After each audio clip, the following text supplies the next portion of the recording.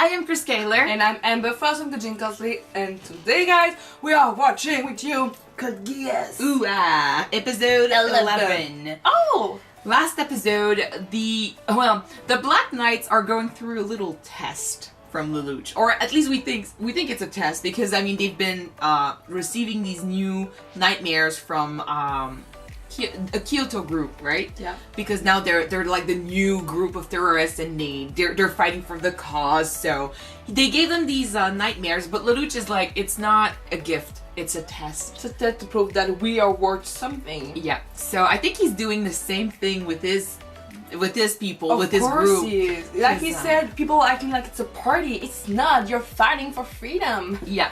So now they are on this mountain. It's been a little bit like since we've seen an episode, so I don't remember the names, but they are on this mountain, and there's a group of fighters from, you know, the Japanese fighters that are hiding there, and they are getting ready to defend them or something, because I mean you've got Cornelia with her group going there to fight.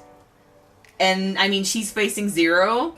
He's right there. He's doing his thing. She's doing her thing. It's intense. And you've got also, what's her name? Euphemia? No. Situ? No. Kallen? Red hair, Kallen? What? Kallen. Kallen, yeah. There you go. I forgot the names. I'm sorry. I forgot all his name. I forget her name all the time. Sorry. But she's being a badass in her new, like, version of the Lancelot, because I mean I don't remember the name of that nightmare either. Guden? Guden, yeah. There you go. I'm terrible with names, guys. I am terrible with names. But Situ I remember, and Lelouch I remember, and Suzaku I remember, and this is all I need. Just three. And Cornelia and Euphemia. Okay, that's cool. That's fine. That's only 5 things. Alright, but I know where we are, so let's jump right back into this episode and see who wins that fight. Because last time they had a fight, Lelouch lost. Yeah, but now he's confident because he think got his plan. You know that's how Cornelia's work. He doesn't underestimate her, so that's the thing. He underestimated her last time, but now he's ready. So let's see who wins. All right, let's go.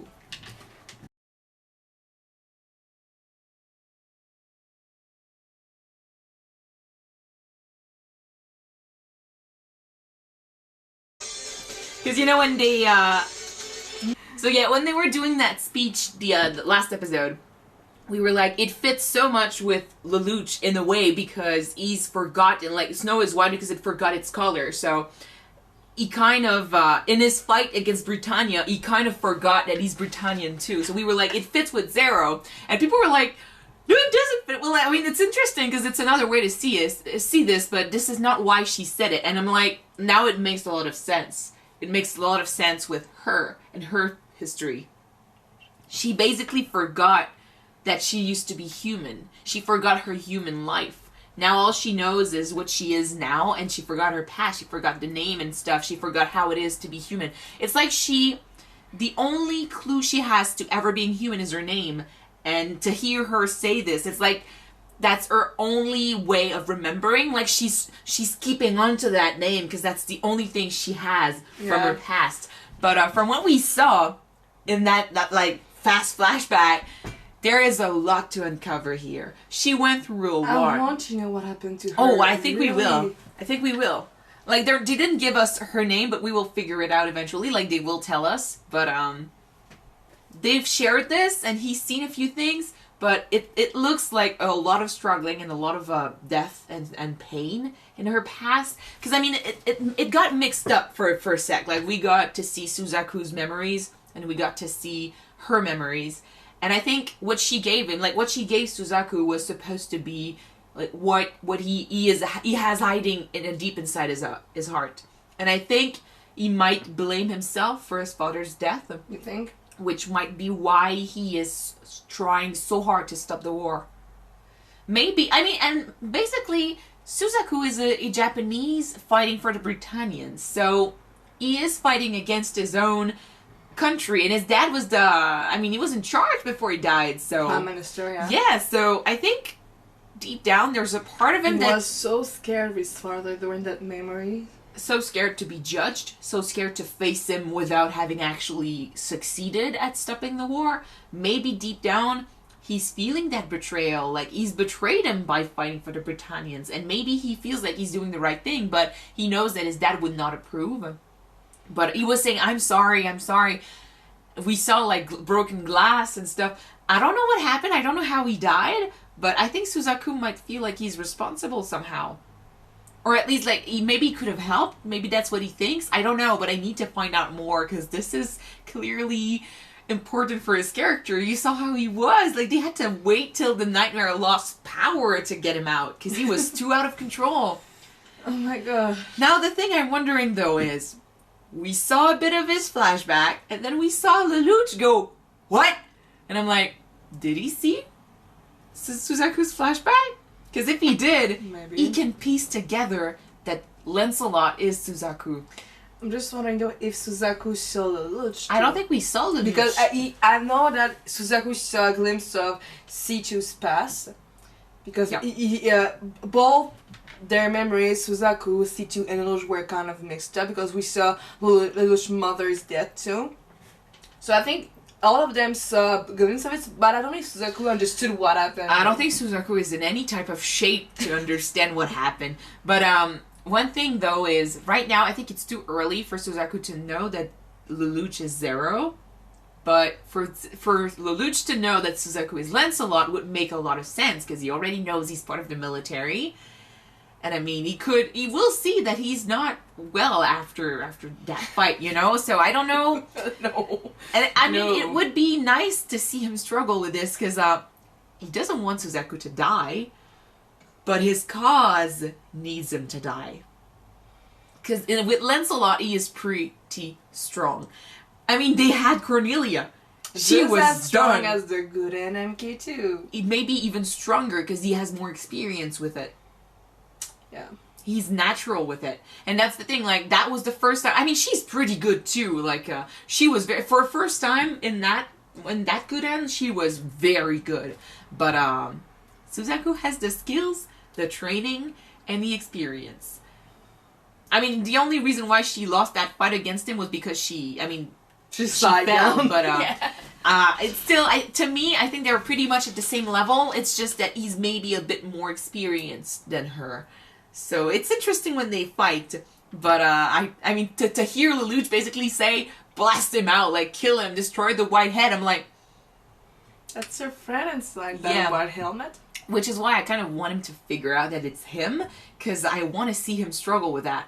Like, he won't kill him, like, he doesn't want to kill him, but what is he going to do then? How can he stop him? We know from past episodes that he's been trying to slowly say stuff like, oh, maybe they're doing the right thing, you know? Oh, maybe they're doing this because that's the right thing to do. And I'm like, he doesn't listen. Because, I mean, he sees this in a completely different light than you do. Lelouch has been hurt by the Britannians. He's been pushed to the side, passed for dead. He lost everything. Survival, yeah. He's seen as weak, so he fights for the weak. And he sees this struggle. The only way to end this struggle for him is through the death of his dad, through violence. That's the thing, though. Lelouch fight for the weak through violence, but Suzaku fight for the peace. For peace, yeah. Suzaku's way of doing stuff is to change the Britannians, make them understand from within that they can make peace with the 11s and live together.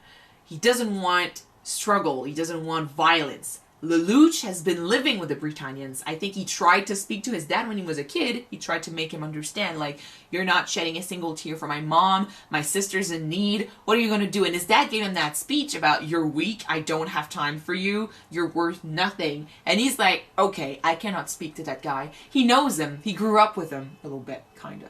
So he knows, I think deep down he knows, or he doesn't want to try, but he knows that speech is not going to work on that guy. He doesn't want to try to change him because he feels like his dad cannot change. So violence is the solution. But violence, reasonable violence. Because, I mean, he's not... I liked when he gave that speech, when he created the Black Knights. He did say that anyone who kills must also be ready to be killed. You know, must be ready to be killed as well. Which means that he accepts the idea that he might die in this war, and he's not gonna kill anyone who's weak. Like, anyone who's a victim, he's not gonna fight. So whether you're a Britannian or an 11, he won't care. If you are weak, you could fight on his side. It's not about Britannians and 11s. It's about who's in charge, his dad, and who deserves to be stopped in order to have peace. Which is an interesting way of seeing things. He's not a bad guy. His ways are just very drastic. You could say he's a showman. I mean, what? So, yeah, it is. A lot of people are saying, like, if Suzaku knew that Lelouch was Zero, his way of seeing stuff would not change. And I agree. Like, he won't suddenly decide to fight with violence, but he might try to make Lelouch understand, you know? Yeah. It would be so interesting. Because to me, I think what I held dear the most in this show is the relationship between the two and how they're going to struggle through their different ways of seeing things, like their views. Because, I mean, they keep fighting each other and they don't know it, but once they know, it's going to be so intense. And not just that, but also the siblings. Cornelia doesn't know she's fighting her brother. We don't know how she feels about him either, but, If she knows that it's a brother in that costume. I mean, she's very practical. Yeah. If she sees him as a threat, she might want to stop him, but I mean, she cares. Worse than scums. You don't deserve to be called a Prince of Britannia. Something like that, yeah. Yeah. But she also really cares for Yuffie, but that's also because they grew up together, so I don't know. Yuffie, I want to find out how she reacts if she ever learns. Clovis, we know now that he cared a lot for Lelouch, so it must have destroyed him when Lelouch just showed up with a gun, and he was like, haha, you're dead, ah. And he's like, no! At the time, we hated Clovis, but we ended up learning that, we didn't forget, though, that he ordered the execution of many 11s in the district. Oh yeah, and that's what happens when you're watching, like, a good show with realistic characters. No character is completely good or completely bad. They make decisions. They are human. And they make mistakes. So, I mean, some characters, especially, like, the good ones, they could surprise you by doing, like, a deed that's crazy, like killing someone, if they ever are put against a wall, you know? Like Suzaku, he could flip out eventually. We don't know what happened in his past, but we could learn a few interesting things. As for Lelouch, he surprised us. Like, he started with violence, but sometimes he does stuff that, it's more... Prove he got a heart. Yeah. They've done in there. So, and this is what makes a very good character, because I always say a great villain... that got layers is a great character. Yes. A good villain is a villain you can understand. A good hero is a hero with flaws. Yep. This is a good show. That alarm is pissing me off. Seriously. Yeah. Oh, we're gonna end it here then and move on to the next. I just want to talk a bit about C2. Oh my gosh, she was so overpowered when she tried to stop Suzaku by indirect touch. Yeah. She's got we don't potential. know all of the parts, all of the angle of the Geass, how it's supposed to work. We just know bits and stuff with Lelouch way of using it. I don't think that was the Geass. She used the power of the Geass powers. It's not the same. It's not what Lelouch has. He can't do that. I know that he can do that, but it's her power. It's something she can do. I don't think he can do something like this. So it's not the Geass. I think the Geass might actually be the power she gave him, the power to control people. But I don't think she used that. Because they did mention something like, if you could use the Geass before, you would have done it with me. And she's, like, not responding. So I don't think she can use the Geass, but she has other powers. It all comes back to her storyline, her past, her We need to learn history. more. Yep. Alright.